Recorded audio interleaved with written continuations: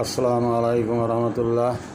সুপ্রিয় দর্শক শ্রোতা ও মুমিন মুসলমান ভাইগণ, আমরা জানি এই প্রচণ্ড দাবদাহে প্রত্যেকটা মসজিদে মসজিদে মহল্লায় মহল্লায় দোয়া করা হচ্ছে এবং হবে। আজ পবিত্র জুম্মাবারে হয়তো প্রত্যেকটা মসজিদেই এই বৃষ্টির জন্য দোয়া কামনা করা হবে।